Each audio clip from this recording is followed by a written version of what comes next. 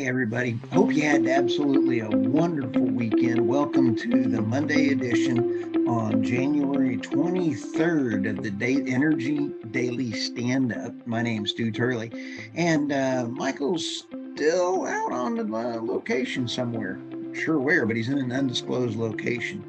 We are going to have a fantastic talk this morning. We hope that you have a fantastic week. And let's start your week off with some kind of fun news and also an opinion. Hey, I just real quick want to give a shout out to Don Deers.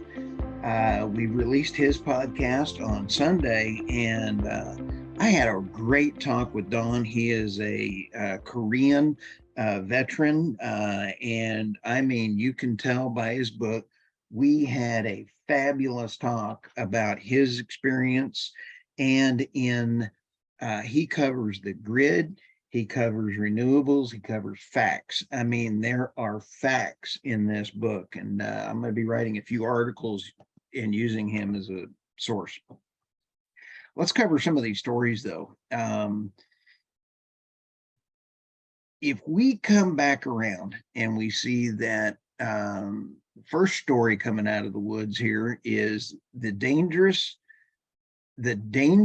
fantasy of Scotland's net zero energy transition, way beyond cutting 14 million trees for wind farms. Is this child abuse?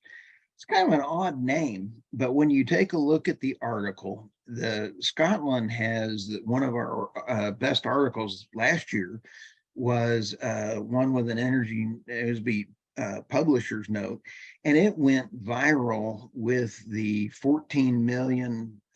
Scotland cuts down 14 million trees to make way for wind turbines. There's an updated version out there. That one, this relates to that because they are continuing onto the net zero and they're wanting to eliminate all fossil fuels. Scotland produces a lot of the oil and gas for the rest of the UK. A lot of folks didn't know that. So when we take a look at what this is,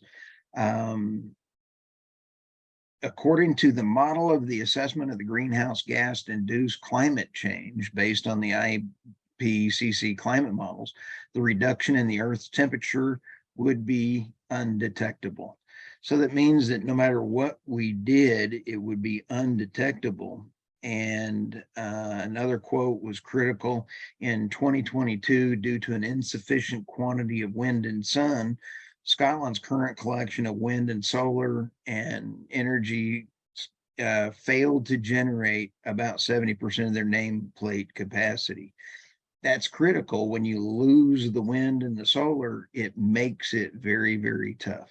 So let's scroll down here to where it really gets kind of tough.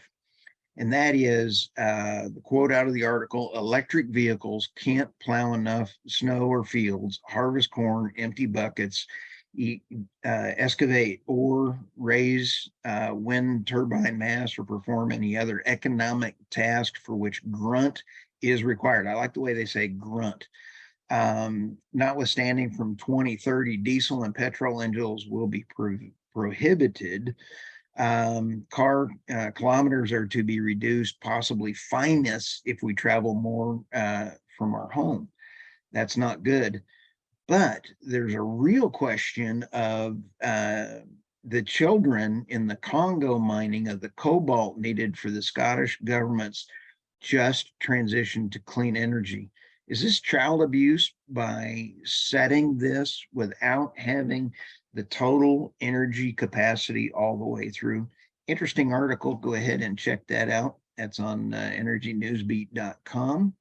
So let's also come around the corner to Russia. This article was pretty interesting. It says the world economy no longer needs Russia, but we're not out of the energy crisis yet. It's going to take years.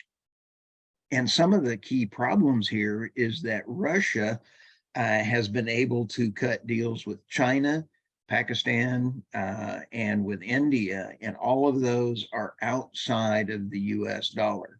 So even though the sanctions have worked, all they did was redefine how oil and gas is bought throughout the world.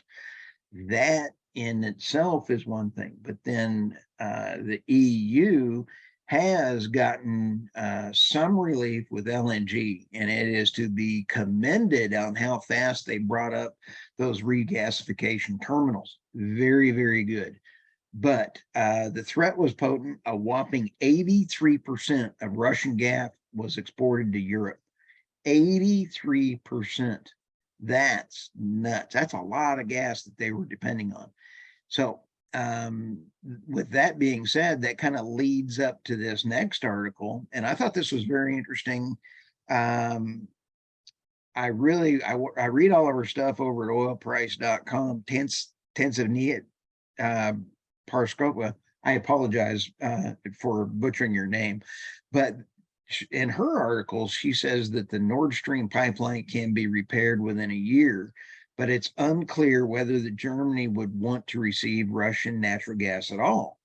The first question that needs answering: what is the political will of a European level in Berlin to bring Russian gas to Germany? I don't know that it's there yet. I think that it will be in the future. People have a short time memory. I mean, it may be at some point, but I don't know how much damage has been done and just letting it sit there for all this time. Be one to watch. We'll be watching that as well. So the next one, the Glencore copper mine in Peru is shut down due to violent protests. Friday's violent attack set the fire worker housing area. Glencore announced that it had halted operations in the copper mine in southern Peru. The company said that incidents endangered for its safety for its employees, so they should start taking action to safeguard people's and property's rights. Unbelievable. It's a Swiss mining corporation. The emergency and shutdown teams are working to guarantee the safety of the employees. This is worth billions and billions of dollars, and everybody needs the copper. And fortunately, they don't use children in this copper mine. So that's actually a good thing we'll be watching for as well, too. So for that, we are going to have a fantastic week. And thank you very much for stopping by the Energy News Beat podcast, Daily Stand Up. Please check us out on energynewsbeat.com. Check out the Energy Newsbeat Substack at theenergynewsbeatsubstack.com, and check out all of the other Sandstone Media podcasts, the Crude Truth, the Energy Question, and also the Energy Transition. We have a great lineup and an all-star lineup of podcasts that we help support. Thanks, and look forward to talking to you soon.